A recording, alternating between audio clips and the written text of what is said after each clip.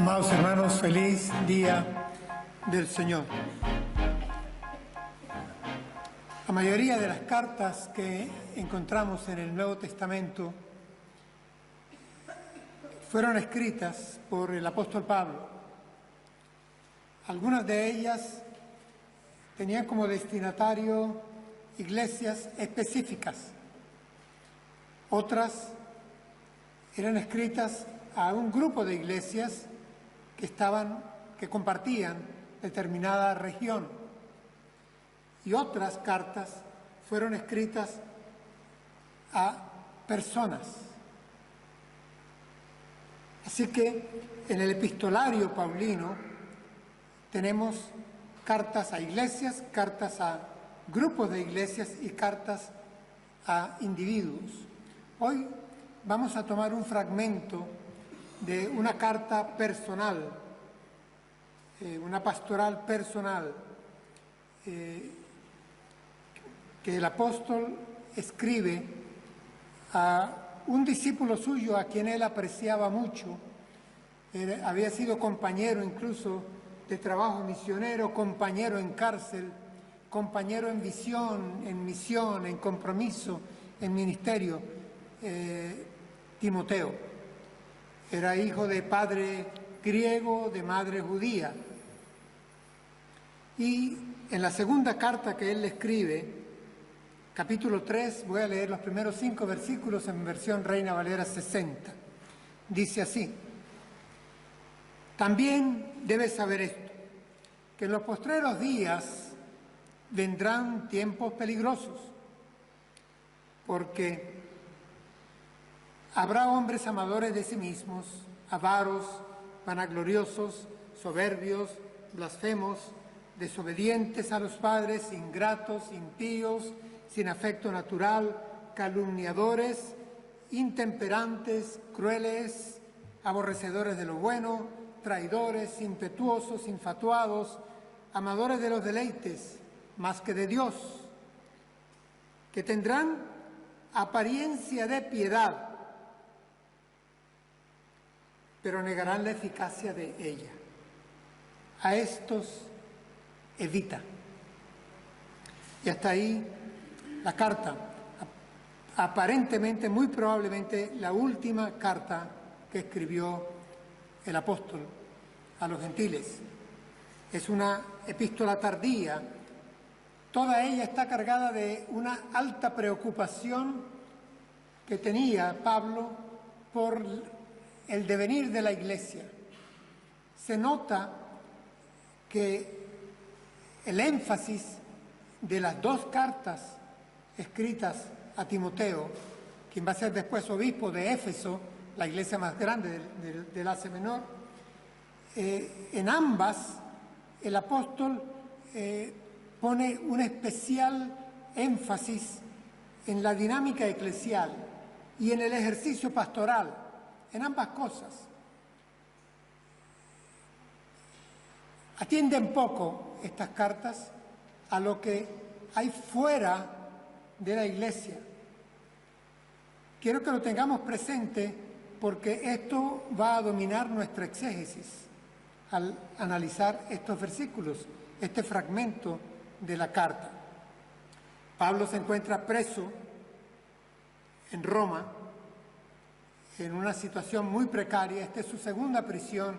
Ya había pasado un primer juicio en el cual prácticamente estaba presentenciado. Unos le habían abandonado, otros muy queridos se encontraban lejos. Solamente Lucas, el médico amado, estaba con él. Sufría la severidad del César de turno, el famoso, tristemente desgraciado, conocido Nerón. Es una carta escrita alrededor del año 66, 67, desde la prisión, pensando en la iglesia. Va destinada a Timoteo como obrero, a quien Pablo prácticamente está pasando su manto de encargo de trabajo, no un manto apostólico, pero sí lo está como delegando con responsabilidades, como encargado de obra, y por lo tanto quiere darle palabra de Dios, del Espíritu Santo de Dios, referente a lo que acontece en la iglesia y cómo se debe comportar él, siendo joven, siendo de salud no muy buena y siendo algo tímido en carácter. Pablo atiende esta situación eclesial en su carta, la primera y la segunda. Timoteo era reconocido tanto en la provincia de Acaya, hoy Grecia, como en el Asia Menor. A él, pues, le dirige las dos cartas. El fragmento que hemos tomado hoy tiene desde una lectura serena, estricta, no fantasiosa, a mi juicio, tres aspectos que quiero resaltar. Primero de ellos, una advertencia. Segundo, una descripción. Tercero, una salida. Me referiré a cada uno de ellos en su momento. Comencemos con el pasaje. La advertencia. También debes saber esto, que en los postreros días vendrán tiempos peligrosos. Aquí está la advertencia. Timoteo está atento, porque vendrán tiempos peligrosos. Usa una expresión que es frecuente en la iglesia primitiva, los postreros días. Los postreros días, hermanos, no son días lejanos. Los postreros días están descritos por profetas y por los escritores del Nuevo Testamento como aquel período que va entre la venida del Espíritu Santo y la segunda venida, el regreso del Señor Jesús. En el primer sermón que en Jerusalén dio Pedro a la multitud, explicando lo que estaba aconteciendo en ese instante en Pentecostés, 50 días después de la Pascua, dijo lo siguiente: esto es lo dicho por el profeta Joel. En los postreros días, dice Dios, derramaré de mi espíritu sobre toda carne. Es decir, estaba comenzando la era de la Iglesia, la era del Espíritu Santo. Los postreros días se estaban iniciando, inaugurando con el derramamiento del Espíritu Santo de Dios sobre todo su pueblo. Comenzaban los postreros días. Así que la advertencia que Pablo da a Timoteo es de que en el mismo tiempo para el cual él escribe y Timoteo recibirá la carta, son postreros días. Miren, el escritor de la carta a los Hebreos nos recuerda cómo en tiempos antiguos Dios nos habló a través de, ¿recuerdan?, patriarcas, profetas, en muchas oportunidades, de muchas maneras, y agrega, pero ahora, en los postreros días, nos ha hablado por su Hijo Jesucristo. Jesucristo pasa a ser vocero de los postreros días, inaugurador de los postreros días en su primera venida. Y Él promete, quédense en Jerusalén, el Espíritu Santo vendrá como fue prometido 600 años antes por Joel. Así que, haciendo esta aclaratoria que es útil, porque los postreros días tienen un concepto de continuidad progresiva, en avance, están conectados evidentemente con el final, pero empezaron hace 2000 años. Estamos, por lo tanto, en los postreros días, tanto hoy como en los postreros días estaban nuestros hermanos de la Iglesia del primer siglo, o nuestros hermanos reformadores hace 500 años, o nuestros hermanos puritanos del siglo XIX, XVIII. En fin, la Iglesia vive los postreros días. Por supuesto, hoy es más postrero que ayer. La venida del Señor, el regreso de nuestro Señor Jesucristo, hoy está más cerca que ayer. Ahora, lo que me llamaba la atención es que el apóstol le diga a Timoteo, también debes saber esto, es un deber, también debes saber, también porque le viene describiendo asuntos que acontecen en la iglesia y cómo debe Timoteo tratarlos en la iglesia.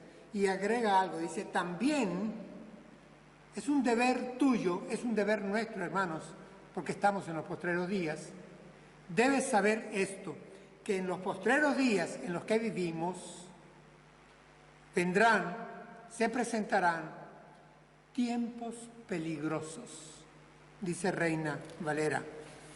Tiempos peligrosos. En el griego clásico, esos tiempos difíciles están con un vocablo que solamente se utilizaba en la buena literatura para dos situaciones. Para el peligro en la tierra donde hubieran animales salvajes depredadores. 2. Para el peligro en el mar cuando hubiere una agitación tempestuosa que amenazara el naufragio. A eso se está refiriendo. Vendrán, estamos en tiempos peligrosos como cuando estamos en un bosque y hay animales salvajes, depredadores, o como cuando estamos en el mar y hay una tempestad que puede hacernos naufragar.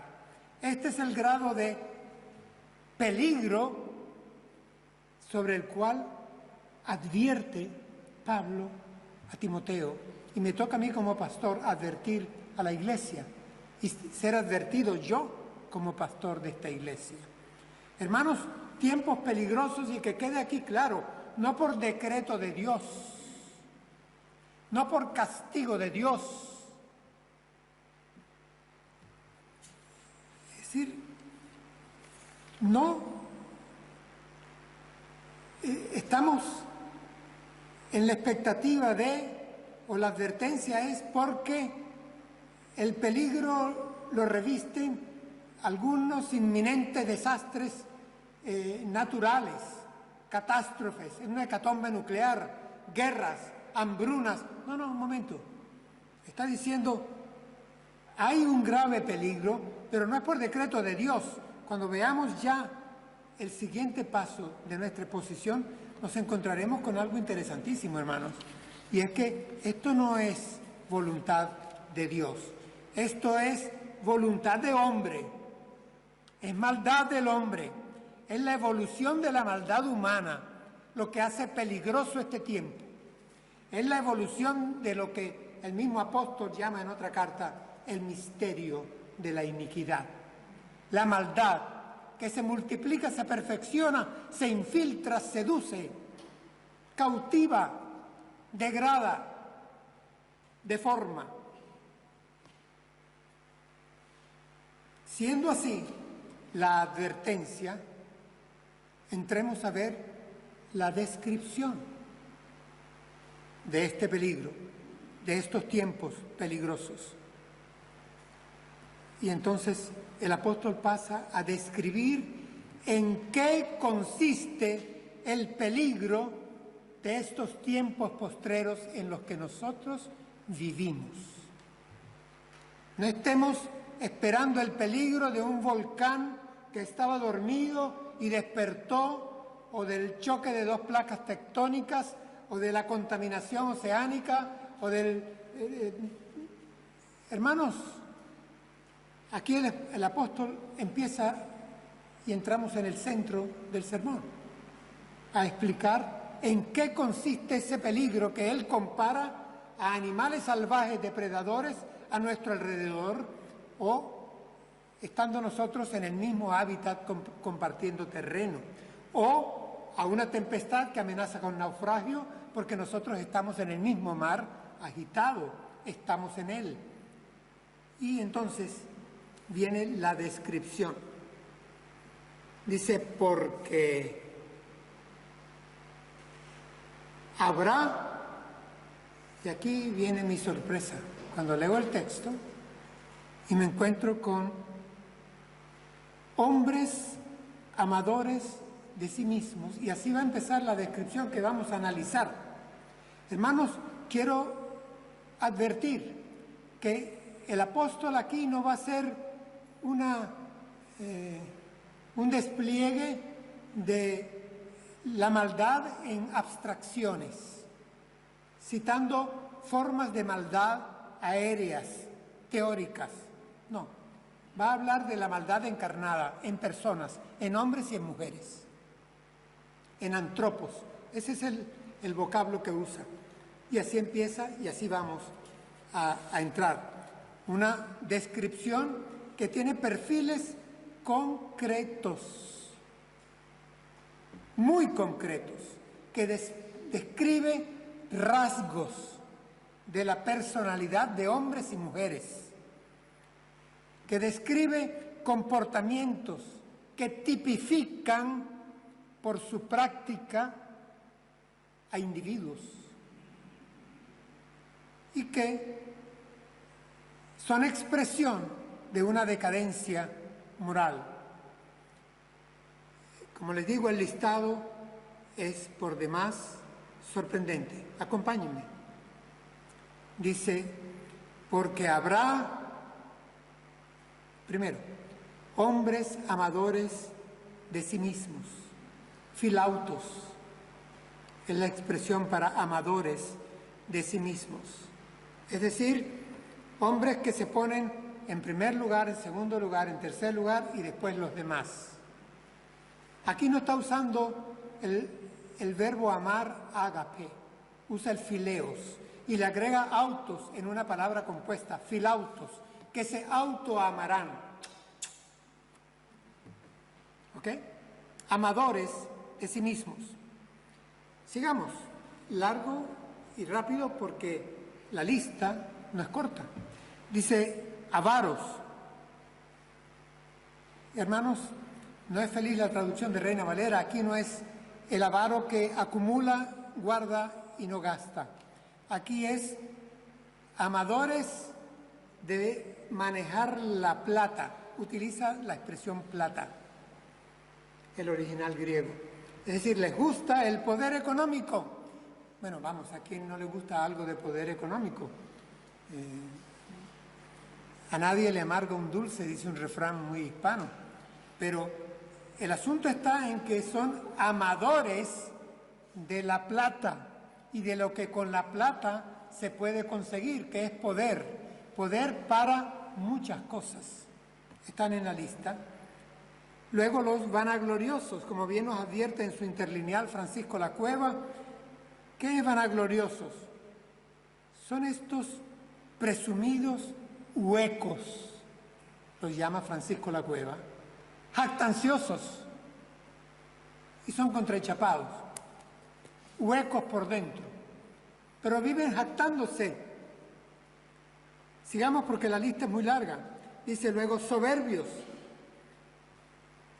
arrogantes, altivos, que no les importa, es más, se les nota en su lenguaje corporal la altivez porque les gusta mostrarse superiores. Todo esto está cuando uno toma cualquier diccionario del griego al español, al castellano. Luego dice blasfemos. De inmediato yo pensé cuando estaba preparando el sermón, estos son los que van contra, y dicen sacrilegios, contra la divinidad. Pues mi sorpresa es que el texto en manuscrito original se refiere aquí a detractores y maledicientes de las demás personas. Es decir, son aquellos que les gusta hablar mal, ser detractores, decir mal de los demás, congéneres, compañeros de camino, conocidos o desconocidos. Les gusta hablar mal de la gente, para hablar en forma coloquial, pues, como si estuviéramos en la esquina. También mal de Dios. Pero, en primer lugar, la acepción de blasfemia, que es idéntico en griego, la palabra es la misma, es detractores y maledicientes de los demás. Si me das una buena noticia sobre mi hermana, tal vez la cuente. Pero si me entero de algo malo de mi hermana, me encanta, me alimenta. Es una especie de imán irresistible. Luego añade, sigamos, dice, desobedientes a los padres. Y llama un poco la extrañeza.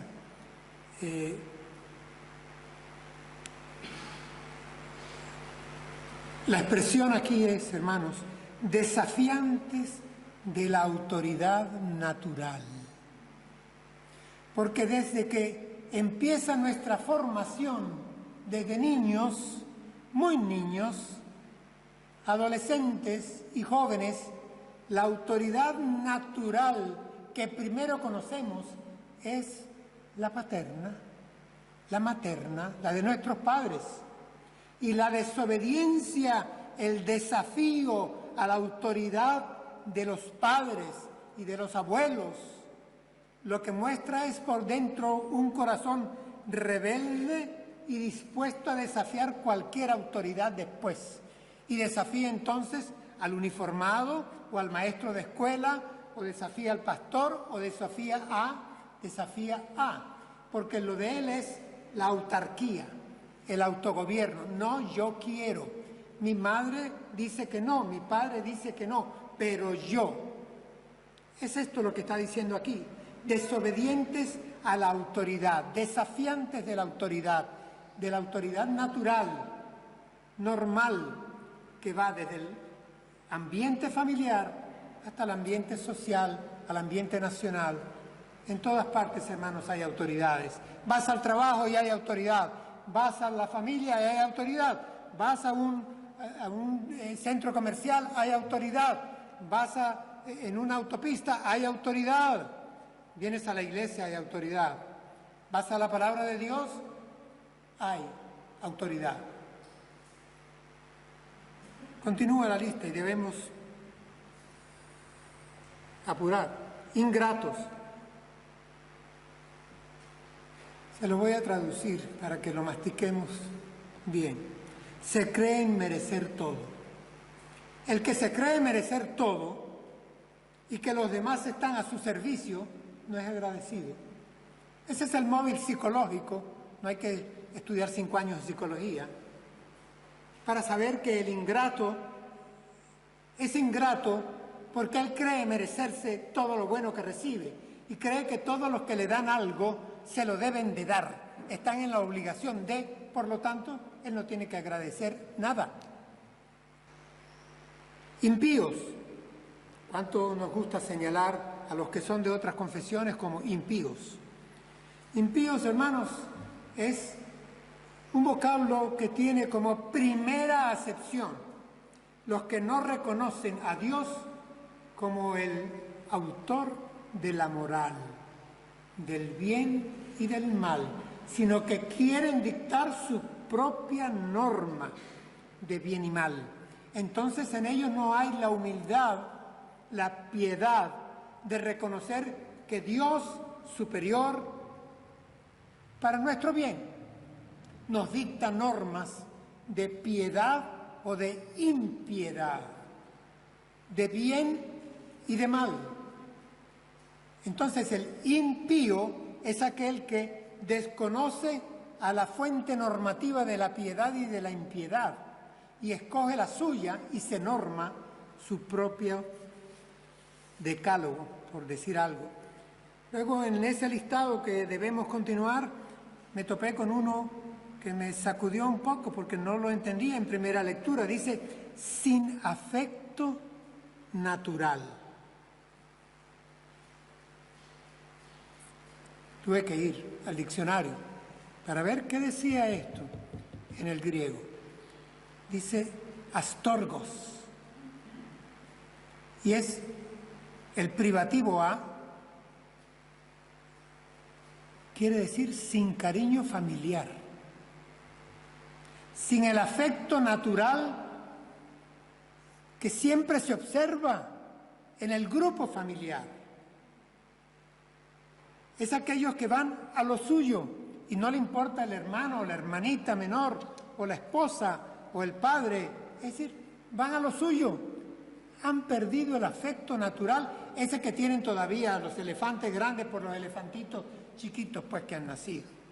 Ese afecto natural, y se los voy a decir en forma que pegue duro, van contra natura.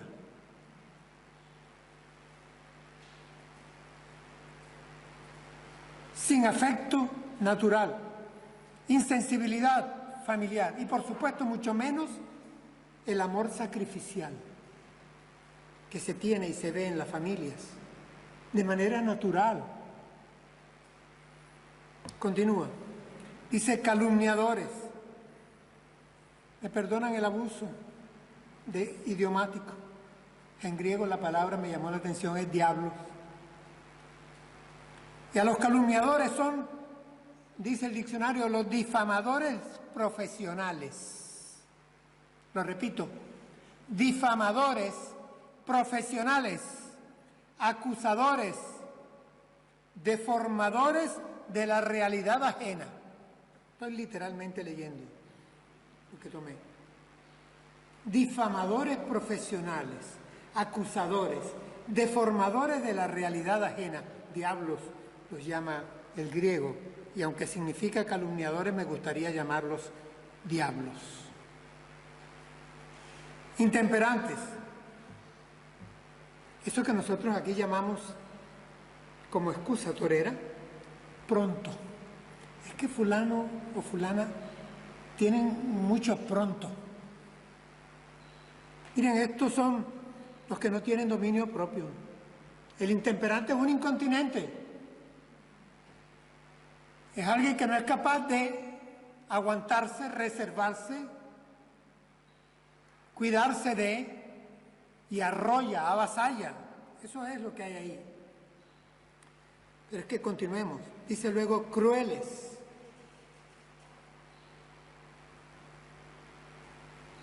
En la crueldad está no la imagen de Hollywood del que tortura a alguien en un sótano y no se compadece de los gritos o del dolor o de la angustia. No, hermanos, aquí entra el duro de corazón, el implacable, el que no da tregua. Óiganme esto, el que no da tregua, el que no me deja pues respirar, ese es cruel. El que tiene frialdad de trato, dice el diccionario greco-hispano, frialdad en el trato, eso es crueldad. Pero es que la siente la frialdad. Aquí encuentro una expresión, es frío como un témpano de hielo. Bueno, está. No hay, por supuesto,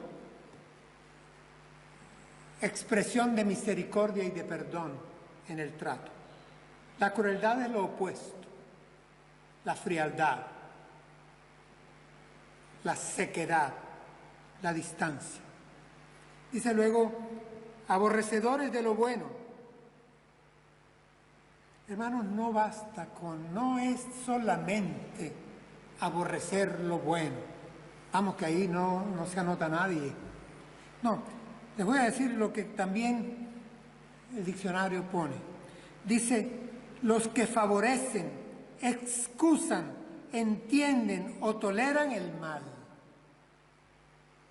Es decir, yo puedo explicar por qué y lo comprendo. Y entonces le quito hierro, como dicen acá ustedes. Lo matizo, lo comprendo y hasta lo tolero. Eso sí que no me lo haga a mí. Pero usualmente ponemos todos esos atenuantes. Quien hace eso, quien favorece, excusa, tolera, dice comprender el mal en su expresión, es un aborrecedor del bien. ¿O en dónde lo ubicas? Porque el neutro no existe, al menos para nuestro Dios. No hay neutro. Continúa, dice traidores. Caramba, pienso en Judas. No, hermanos, no nos vayamos tan lejos y tan fuerte. Traidores.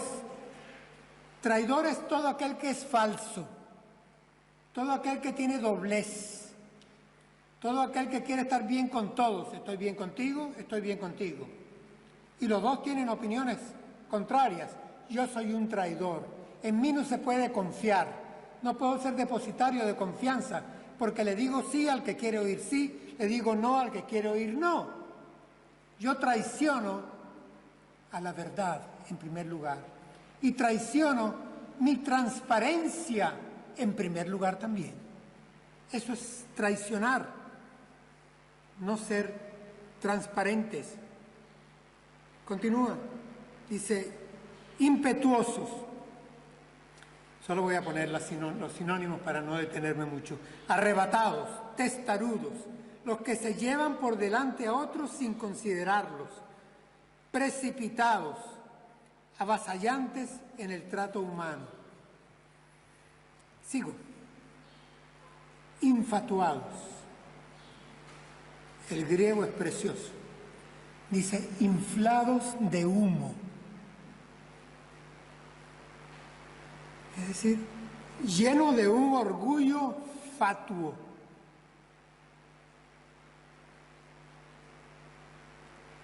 En su propia opinión, supremacistas, fatuos, porque a la hora de la realidad, de lo concreto, del análisis objetivo, no eres lo que presumes. Miren, ¿han visto volar a un pavo real? No. Pero qué bella se exhibe su cola. Ese es un fatuo. Esa cola no le sirve para volar, como le sirve el ala simple de una gaviota. No seamos pavos reales, pues. Amadores de los deleites más que de Dios, como para cerrar la lista. Me llama la atención que comenzó la lista con amadores de sí mismos. ¿Lo ven? Pareciera cerrar la lista del apóstol para no hacerla muy larga con amadores de los deleites.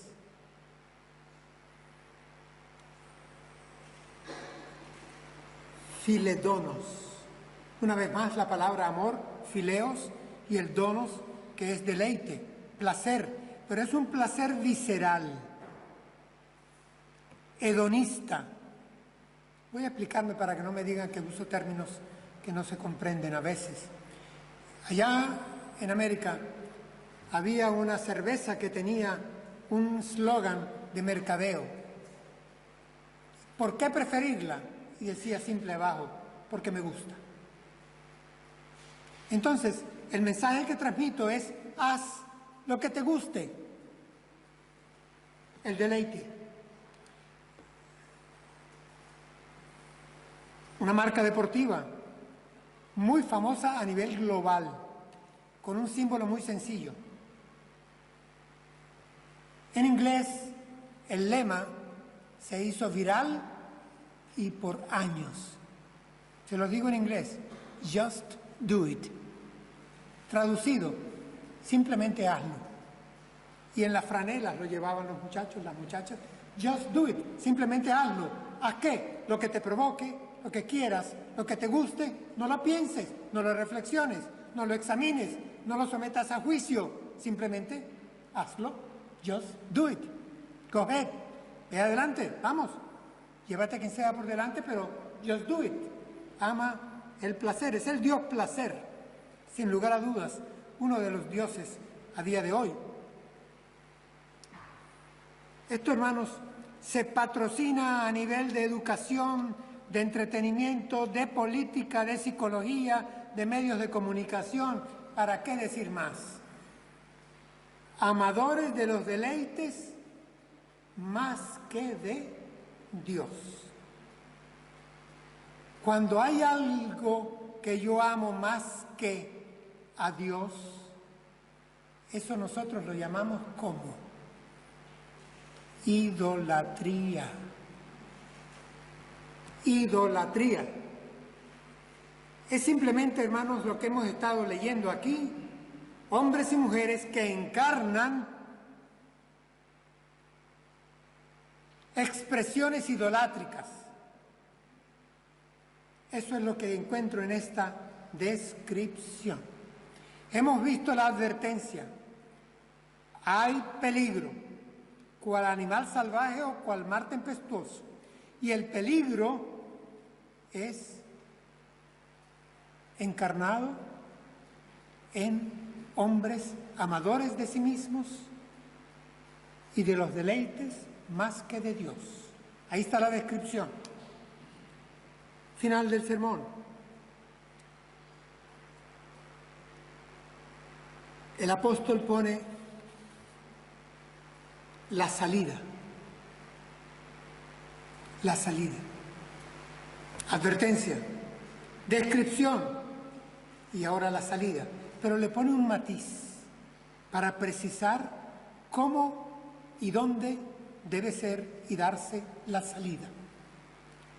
Dice que estos hombres, antropos, genérico, hombres y mujeres, amadores de sí mismos y amadores de los deleites más que de Dios, dice, tendrán apariencia de piedad, pero negarán la eficacia de ella. No la negarán de palabra. Tendrán apariencia, tendrán morfosis. Apariencia, forma externa, es aquella santidad ritual, la religiosidad. Cristianos nominales. ¿Y por qué estoy diciendo esto en este momento?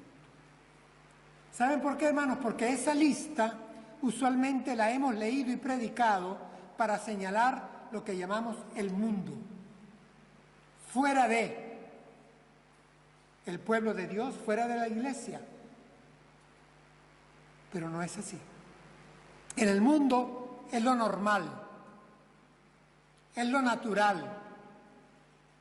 El peligro está cuando el animal depredador lo tengo cerca, no cuando está en un bosque lejano o cuando estoy en tierra firme en la playa y veo el mar tempestuoso, ahí peligro no hay. Pero si estoy rodeado de, en medio de, ahí hay peligro. Todos los comentaristas serios del Nuevo Testamento están de acuerdo en que todo el contenido de esta carta a Timoteo se refiere, hermanos, se refiere a la iglesia. Y entonces la advertencia del apóstol a Timoteo es que alerta, atento, porque hay peligro en la iglesia. Habrán antropos con estas características. Y entonces el alerta, la advertencia y la descripción del apóstol se tornan en un mandamiento de urgencia. Y dice a Timoteo, a estos evita. Sigue describiendo una situación eclesial. El mandato es del Espíritu Santo de Dios.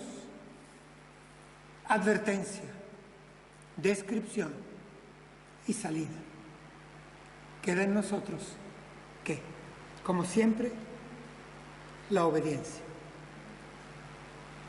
Estamos advertidos. La descripción está. Nos toca evitarla. Evitarla. Demos gracias al Señor. Oremos.